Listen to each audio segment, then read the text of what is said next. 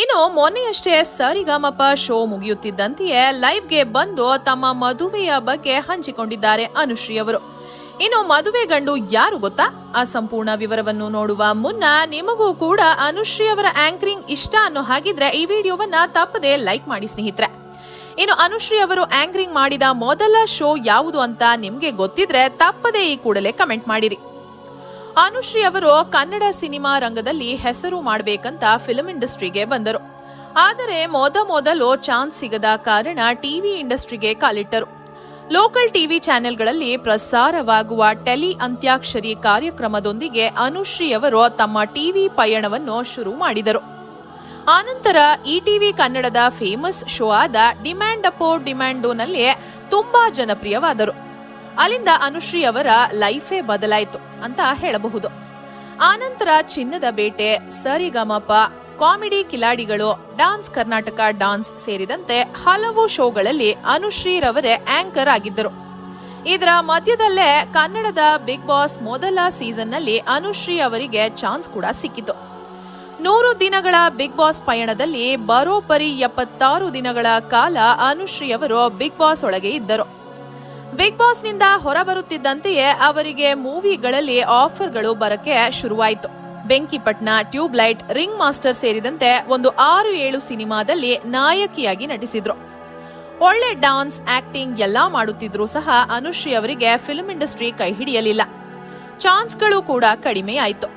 ಅದಕ್ಕೆ ಮತ್ತೆ ಟಿವಿ ಆಂಕರಿಂಗ್ಗೆ ವಾಪಸ್ ಆದರು. ಇನ್ನು ಅನುಶ್ರೀ ಅವರಿಗೆ ಯೂಟ್ಯೂಬ್ ಚಾನೆಲ್ ಕೂಡ ಇದೆ.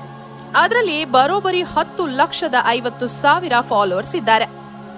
ಯಾವುದೇ ಸಿನಿಮಾ ಪ್ರಮೋಷನ್ ಇದ್ರೂ ಸಹ ತಮ್ಮ ಯೂಟ್ಯೂಬ್ ಚಾನೆಲ್ನಲ್ಲಿ ಅನುಶ್ರೀ ಅವರು ನಡೆಸಿಕೊಡ್ತಾರೆ. ಇನ್ನು ಅನುಶ್ರೀ ಅವರಿಗೆ 37 ವರ್ಷ ವಯಸ್ಸು. ಇಷ್ಟು ವಯಸ್ಸಾದ್ರೂ ಕೂಡ ಅನುಶ್ರೀ ಯಾಕೆ ಮದುವೆ ಆಗಿಲ್ಲ ಎಂಬುದು ಹಲವರ ಪ್ರಶ್ನೆ. ಇದಕ್ಕೆ ಮುಖ್ಯ ಕಾರಣವೇನೆಂದ್ರೆ ಅನುಶ್ರೀ ತನ್ನ ತಾಯಿ ಮತ್ತು ತಮ್ಮನ ಜೊತೆ ಇರುತ್ತಾರೆ. ಚಿಕ್ಕ ವಯಸ್ಸಿನಲ್ಲೇ ಅನುಶ್ರೀ ಅವರ ತಂದೆ ಅವರನ್ನ ಬಿಟ್ಟು ಹೊರಟು ಹೋದ್ರು. ಕಷ್ಟಪಟ್ಟು ಅವರ ತಾಯಿಯೇ ಅನುಶ್ರೀ ಮತ್ತು ಅವರ ತಮ್ಮನನ್ನು ಓದಿಸಿದ್ರು.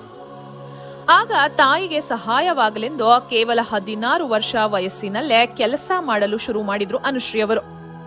ಹೌದು ಸ್ನೇಹಿತರೆ, ಸ್ಕೂಲ್ ಮುಗೀತಿದ್ದ ಹಾಗೆ ಶೋಗಳಲ್ಲಿ ಆಂಕರಿಂಗ್ ಪ್ರಾರಂಭಿಸಿದ್ರು ಅನುಶ್ರೀ ಅವರು. ಅಲ್ಲಿಂದ ಹಂತ ಹಂತವಾಗಿ ಬೆಳೆದರು.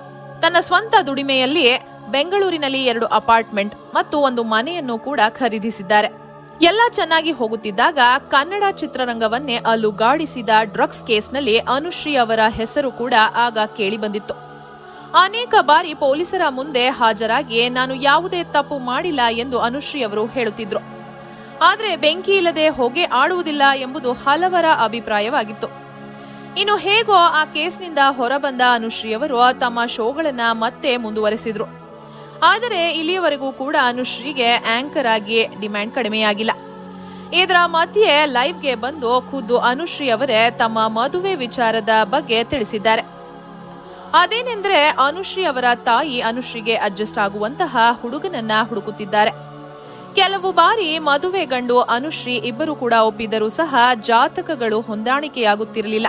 ಜಾತಕಗಳು ಹೊಂದಾಣಿಕೆಯಾದಾಗ ಅನುಶ್ರೀ ಮದುವೆಯ ಬಳಿಕ ಕೆಲಸಕ್ಕೆ ಹೋಗಬಾರದು ಎಂಬ ಕಂಡೀಷನ್ಗಳು ಬರುತ್ತಿದ್ವು.